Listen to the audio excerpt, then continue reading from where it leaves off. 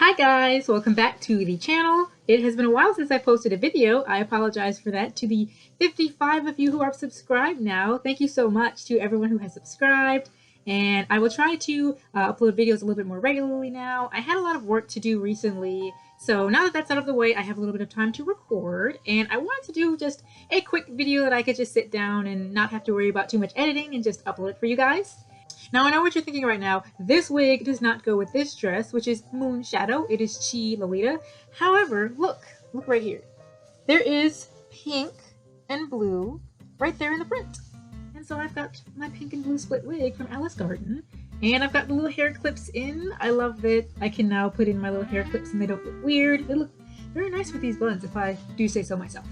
However, before we start the video, I do want to just say a few quick things. In the coming weeks, I'm going to be getting a lot of stuff, a lot of dresses and such, so I'll be having a couple of dress reviews going up, hopefully including Unicorn Macaron Dessert Station. I know some people have probably been waiting on that. I've just been waiting to get the long sleeved OP, and it was shipped out to me recently, so hopefully it will be in soon. And I have a couple of other dresses that I hope to be receiving soon, so we should be having some more content very soon. But with that, today's video is just going to be something that I wanted to have a little sit down and talk about, and that is my top 5 brand dream dresses. So most of my wardrobe is posted on this channel, and almost all of it except for a single dress is from Taobao as an off-brand, but there are plenty of brand dresses that I would like to add to my wardrobe if I was given the opportunity to do so, but I'm going to just stick to the top 5 because this video is probably already going to be 30 minutes long because I never seem to be able to shut up about certain things and I want to keep it very short. So we are going to get right into my top 5 desired dream dresses from brand. Now, most of them are going to be angelic pretty, but I promise you they all aren't. By the way, whatever I decide to put in the thumbnail is clickbait, so don't think you're going to be seeing those dresses in this video. The dresses that are closer to the bottom are ones that are going to be difficult for me to obtain due to money reasons because they sell very expensively, while the ones at the top are going to be, they just don't typically appear in my desired cut or colorway. So the number 5 dress on my list is Angelic Pretty's Milky Planet. This dress is probably on every Sweet Lolita's dream dress list unless you just happen to have it already in your wardrobe, in which case, congrats to you. This is a dress that was very, very popular, and if you see the print, can you really blame people for wanting it? For me, I would like the halter neck JSK in the black colorway. Now, I'm sure you can already guess the reason as to why it's number 5 on this list. This dress does not sell for like less than $500, $400 at minimum. So the chances of me getting this dress are probably very low because while I'm willing to spend on Lolita, I am really not willing to spend that much on a single dress. Usually these dresses are in okay-ish condition, but it's like the dress itself and then they'll ask you for like another $100 for the head bow, which like, not happening, sorry. There's also another thing I would like to bring up.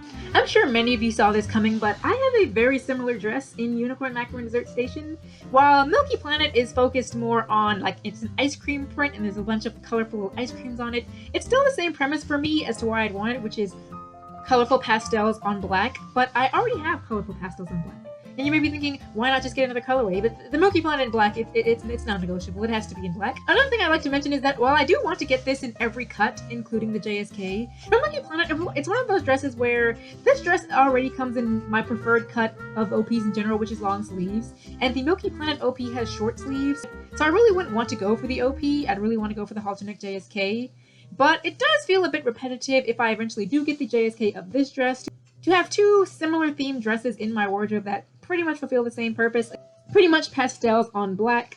So because of that, and because this dress is just so expensive, I've decided to lower my expectations a bit and decided that I would be okay with getting the salopette cut in the lavender colorway. Now, just from what I've seen browsing the secondhand market, the salopette tends to go for a whole lot cheaper than the JSK, which is expected. Salopettes typically don't cost as much unless it's like a super duper popular print. But I see Milky Planet salopette go for lower on the price spectrum as opposed to the JSK or OP. Another thing that I'd like to just say, I don't know what Angelic Pretty was thinking in not re-releasing Milky Planet in the black colorway. That seems to be like one of the more popular colorways. As you can see, I'm very much a fan of black in Lolita with pastels as well.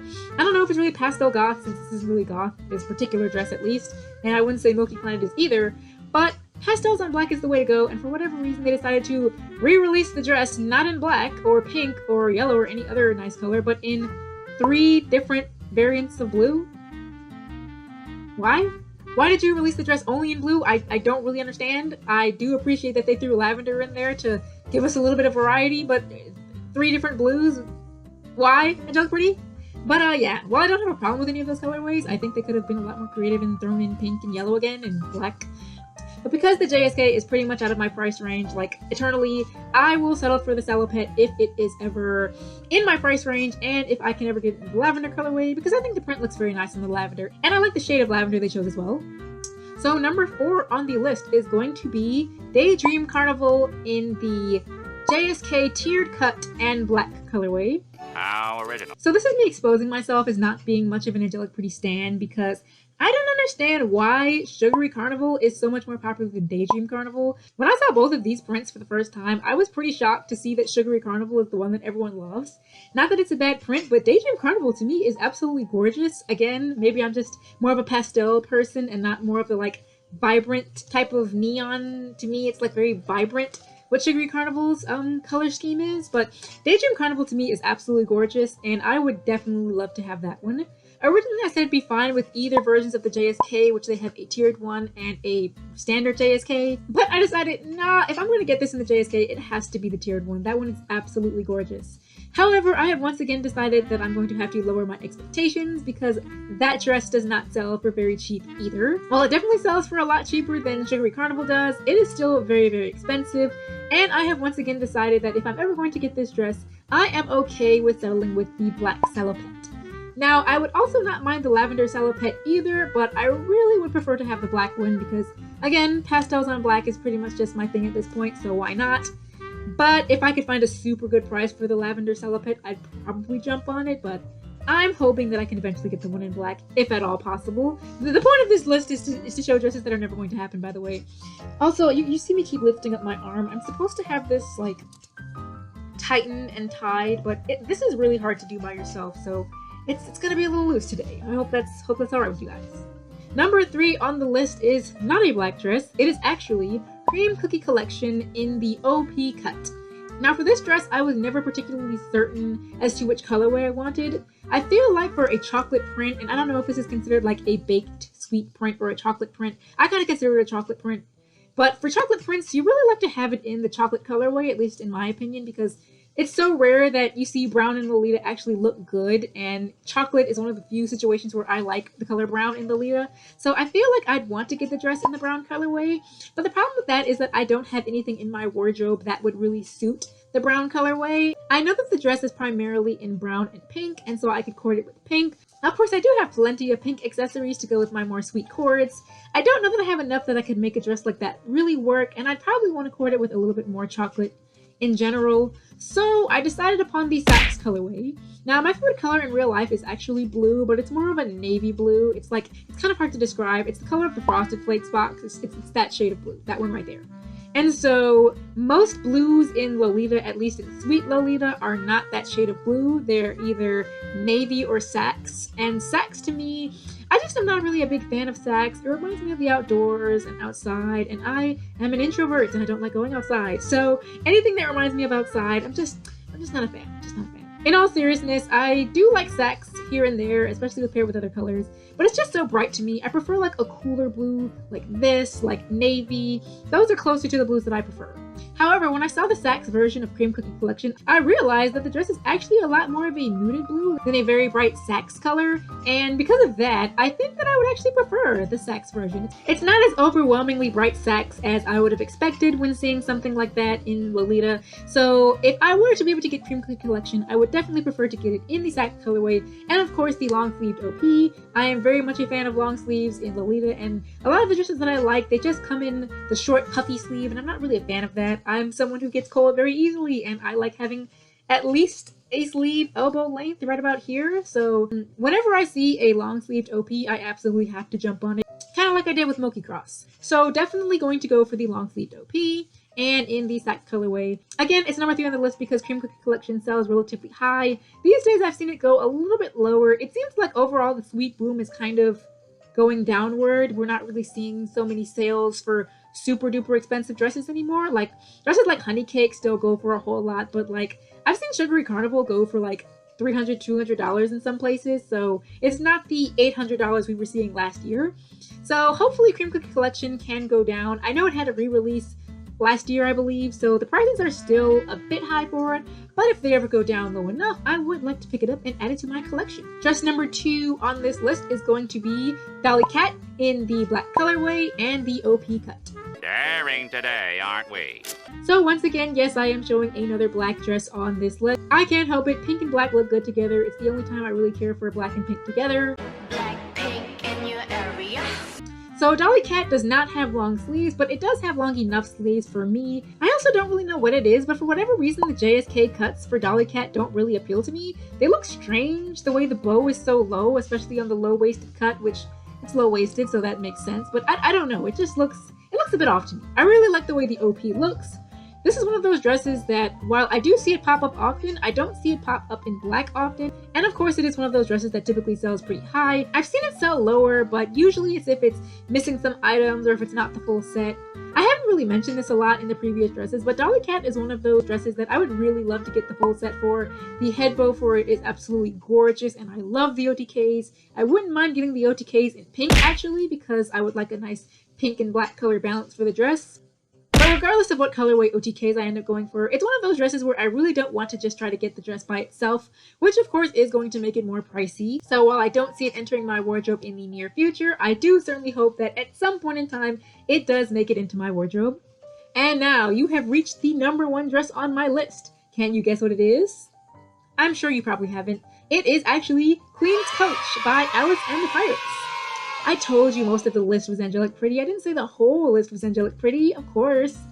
But yeah, this is a dress that I actually did not know about until fairly recently. I was watching Sweetie Sprout's review of this dress, and at first I didn't really think much of it, but the more I watched it, and when I saw her try that dress on with the double petticoat look, I was like, yes, I need this.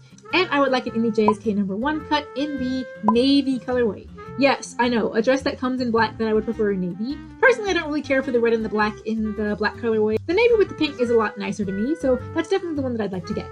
You probably wouldn't have expected a dress like this. It's a lot more classic than what I tend to wear. It's not that I'm opposed to classic, I just don't think that I pull it off very well.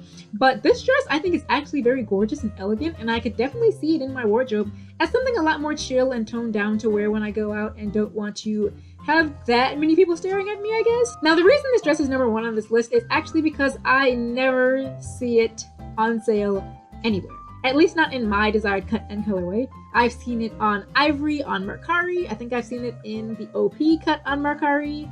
And every so often I see the skirt pop up on Lace Market. But I never see the JSK cut number 1, and I never see it in navy. This is one of those dresses that I believe came out 10 years ago at this point, and I don't think that it's been re-released.